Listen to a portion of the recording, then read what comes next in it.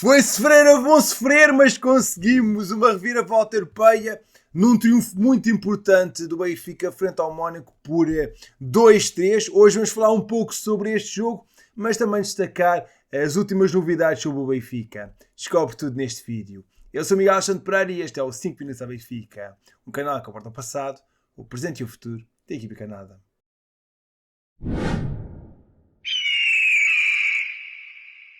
Foi uma vitória mesmo muito importante. O Benfica operou uma reviravolta épica no Principado, derrotando o Mónaco por 2-3 em jogo da quinta jornada da fase da Liga dos Campeões, depois de ter estado em desvantagem no marcador por duas vezes.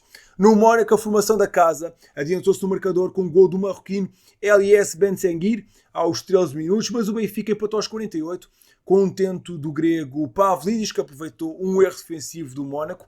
Aos 67, Magassa devolveu a vantagem aos monegascos, numa altura em que já jogavam com menos um elemento por expulsão de 5 aos 58, mas o Benfica deu a volta ao marcador com golos do brasileiro Artur Cabral aos 84 e do suíço Amdoni aos 88, que valeram então este triunfo europeu às Águias. Se é certo que este esteve longe de ser um jogo perfeito, acabou por ser uma vitória fundamental para o nosso futuro europeu. Era escusado ter de sofrer tanto. Precisamos definitivamente melhorar o nosso setor defensivo e não é preciso deixar para o fim para resolver os jogos que o coração não aguenta. Entretanto, o Mónaco veio fazer uma queixa por escrito à UEFA para demonstrar o descontentamento em relação à arbitragem do jogo frente ao Benfica. Isto de acordo com a equipe. A equipa do Principado entende que o árbitro Rade Obranovic tomou várias decisões questionáveis na partida. O conjunto monegasco não ficou satisfeito com a expulsão de 5 e defende que Carreras devia ter visto um duplo cartão amarelo. O certo é que o Benfica venceu este jogo, que acabou por ser um triunfo histórico. As Águias conseguiram o primeiro triunfo frente a equipas francesas fora de portas na Liga dos Campeões. Tinham um registro de 3 empates e 5 derrotas em 8 encontros diante de conjuntos do campeonato gaulês. E feitas as contas, o Benfica passa a somar 9 pontos e salta para o 14º lugar em zona de acesso ao play-off, ficando a faltar apenas os duelos frente ao Bolonha, Barcelona e Juventus. Estamos numa situação bem mais agradável na tabela classificativa e podemos selar a qualificação para a próxima fase já na próxima jornada e esperemos conseguir fazer isso, não deixar para a última e resolver já a qualificação frente aos italianos do Bolonha, que não têm tido um percurso europeu nada famoso, e é ganhar já esse jogo, mas primeiro temos que focar-nos no campeonato e somar mais triunfos. Di Maria atravessa um momento de forma absolutamente incrível e está prestes a bater um recorde na Liga dos Campeões. Esteve brilhante no jogo com o Porto para o campeonato, com 2 gols marcados. Fez um hat-trick frente ao Estrela Amadora, com um golaço de bicicleta na Taça de Portugal. E agora um bis de assistências diante do Mónaco para a Liga dos Campeões. O craque argentino está cada vez mais perto de fazer história. Di Maria chegou às 41 assistências na Liga dos Campeões, ficando a uma de igualar o registro de Cristiano Ronaldo, o jogador com mais assistências na competição. Para trás já ficou o seu compatriota Leo Messi, que somou 40 assistências na prova. Com 112 jogos na maior competição de clubes na Europa, o argentino registrou a primeira assistência no dia 24 de outubro de 2007, numa vitória do Benfica sobre o Celtic por 1-0. O grande Óscar Taquara Cardoso foi o autor do gol, a passe de Ángel Di Maria, e é a demonstração da qualidade, da longevidade e da importância de Di Maria na história do futebol, com mais 3 jogos nesta fase da Liga, e caso o Benfica avance, como é isso que todos nós esperamos, há mais rondas a eliminar, Di Maria pode muito bem igualar e ultrapassar Cristiano Ronaldo nesta temporada. É um luxo ter Di Maria no Benfica, um daqueles jogadores que pode escolher o seu destino e optou por regressar a um clube especial para ele.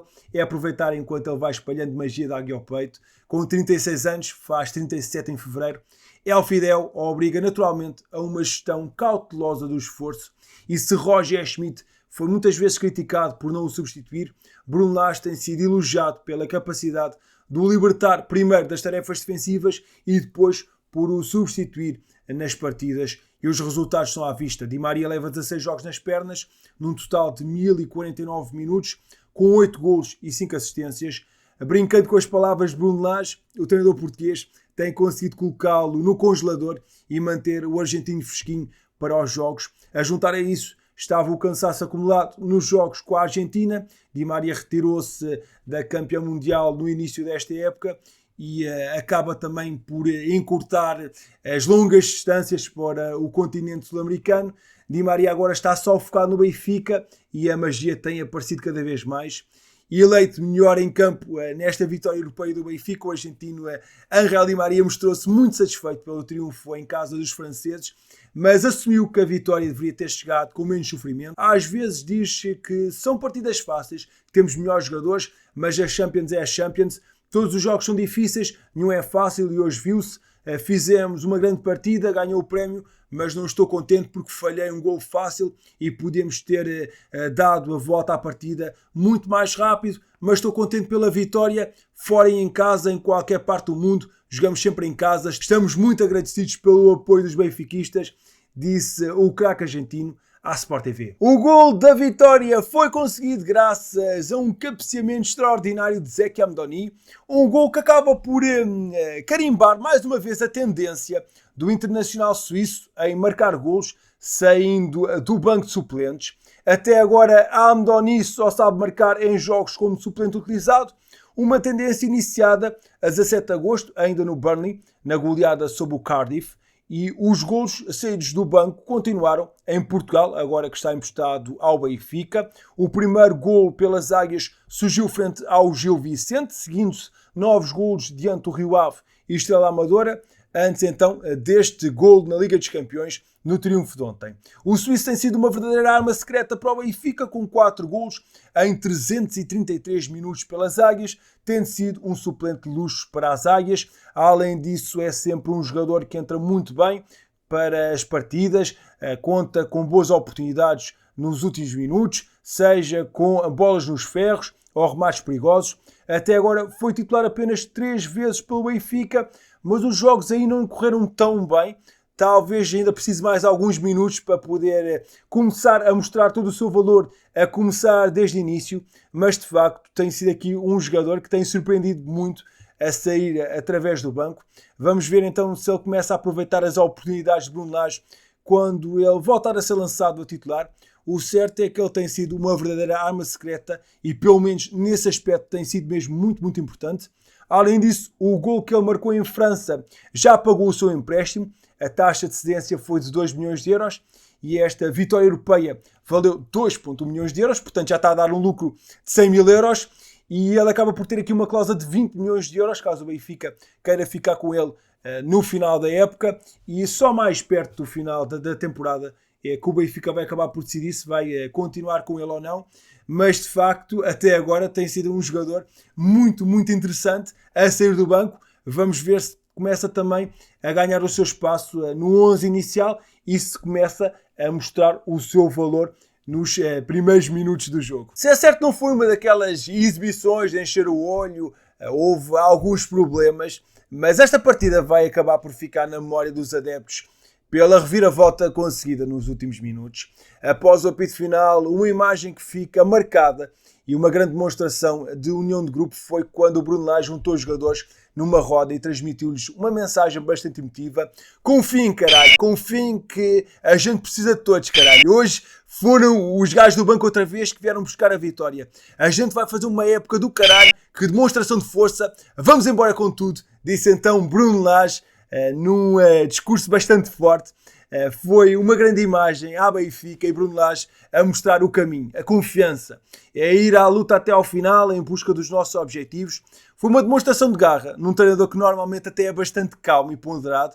Confesso que gostei de o ver com esta intensidade e é preciso esta chama para conseguirmos então chegar às vitórias. Obviamente não é só isso que é o necessário, mas ajuda bastante. E este jogo também acabou por provar mais uma vez a importância de ter deixado o Arthur Cabral os 90 minutos frente ao Estrela Amadora.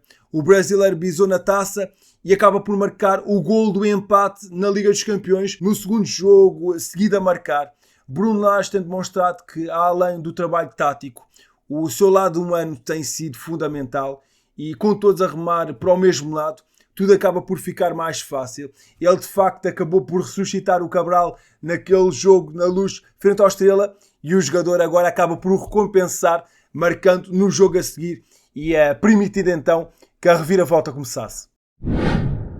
O Benfica tem estado atento a mais um jovem jogador, Basumana Toré, extremo Costa Marfinense dos suecos do Hammarby. O jovem de 18 anos está a ter uma temporada positiva na Suécia, com 22 jogos, com 8 golos e 4 assistências, e tem despertado o interesse de várias equipas, entre as quais o Benfica. Isto de acordo com informações provenientes da imprensa sueca. Há várias equipas a analisar este jovem, o que acaba por poder complicar o avanço do mercado por parte da estrutura benfiquista.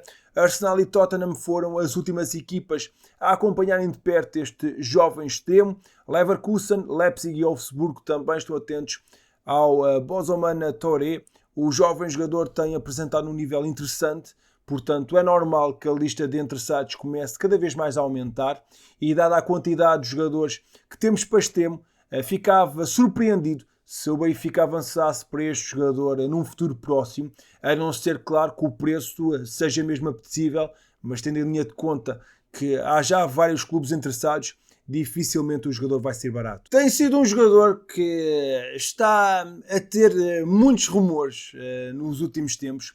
Benjamin Rolaiser despertou a cobiça de um emblema da MLS que, segundo notícia o UEL, terá oferecido 10 milhões de euros para contratar o argentino. Uma verba praticamente idêntica àquilo que o Benfica pagou aos Estudiantes. As Águias gastaram 1 milhão de euros para antecipar a vinda do jogador e depois mais 8,7 milhões de euros, mas os encarnados acabaram por recusar a proposta, já que não querem prescindir do jogador. Segundo a mesma fonte brasileira, Rolaiser, de 24 anos, motivou também o interesse do Santos e do Botafogo.